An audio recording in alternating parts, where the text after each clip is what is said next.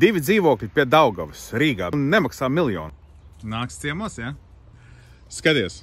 Zaķu sala, tur ir Rīga plaza, tur ir Lucavas sala, un tur tev dzīvoklis. Nu ne jau krūmos, ejam paskatīties.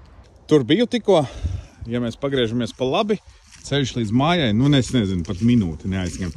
Tur ir saplākšņu rūpnīca, un tur ir arī tramvaja pietura, 10. tramvaja pietura. Nu lūk, nepagāja pat neilgs laiks, un esam jau klāt. Tātad rekur ir māja, un te uzreiz ir Daugava. Tā runā, ka vasarā te var nopļaut un noiet pa tiešo lejā pie Daugavas. Tagad gan tur ir aizaudzis, un es neriskēšu.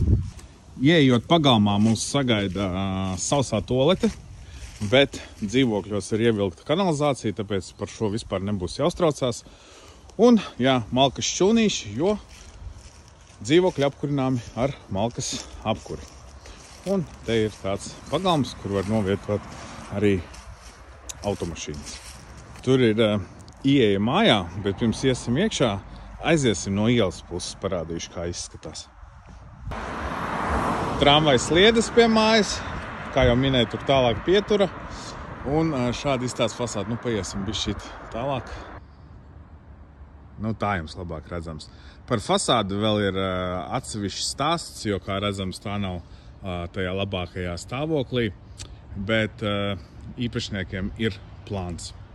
Kā redzams, skurstenis pārmūrāts, gan viens, gan otrs, un jumts arī izskatās salīdzinoši svaigs. Iesim iekšā. Tā, nu.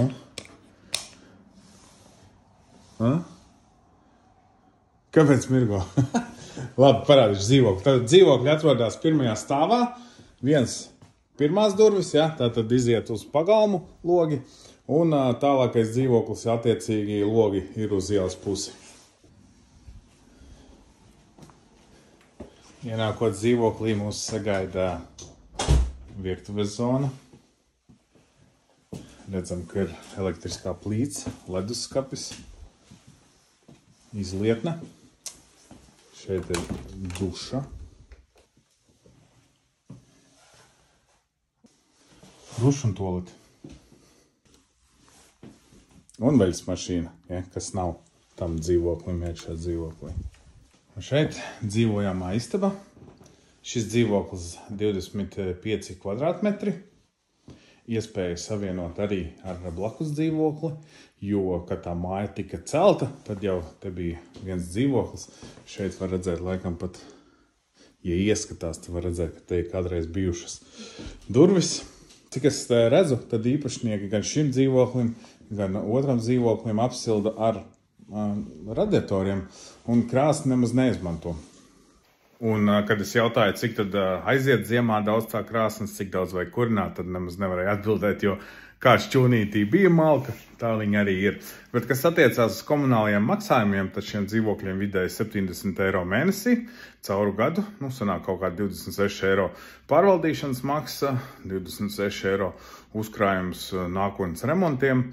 Un kas te vēl ir, te vēl nav pilsētas kanalizācija, tāpēc jāmaksā būs vēl asinizātoru pakalpojumi, kas no izsūdz to kanalizācijas bedri. Skatoties māju no āras, es vēl minēju, ka īpašniekiem ir plāns, ko darīt ar māju. Un, zin kā, tas plāns nav akmenī kalts, tāpēc baigi uz to paļauties nevajag, bet mājai pašlaik tiek saskaņota renovācija. Un tad jau droši vien jārēķina arī klāt tiem komunālajiem maksājumiem, būs kaut kādas renovācijas izmaksas, kas arī pašlaik vēl nav zināmas, jo nu, tur ir saskaņošanas process, būs Eiropas naudas, nebūs Eiropas naudas, tāpēc arī tās izmaksas būs atkarīgas no tā. Aiziesim paskatīties otru dzīvokli. Un ja vispār skatāmies gaiteni, koridori, tad sanāk, ka tur bija senos laikos, 1910. gadā galvenā ieeja. Un veļas mašīna ir šeit. Te ir ūdens pievads, rozeta, ja, jo, diemžēl, dzīvoklī pašā nav vietas. Atrodamies tagad otrajā dzīvoklī, kas ir vērsts uz ielas pusi. Var dzirdēt arī, ka mašīnas brauc garām, bet platība ir tāda pati, 25 kvadrātmetri un arī remonts. Tā te izskatās, arī krāsnes Šeit arī krāsnes. Vannas istaba, duša, tualete, nu, ļoti kompakti. Un arī tāda pati kompakta virtuve, leduskapis. Un es zinu, ka jums visiem interesē, kāda ir cena. Jā, es teicu, ka miljons nav miljons. Tātad sludinājuma cena tam dzīvoklim, kas ir tuvāk ielai, ir 24 000. Šim dzīvoklim ir 28 000. Un jāpiemina arī tas, ka te ir domājamās daļas. Kā jums šķiet? Adekvāta cena? Rakstiet komentārā.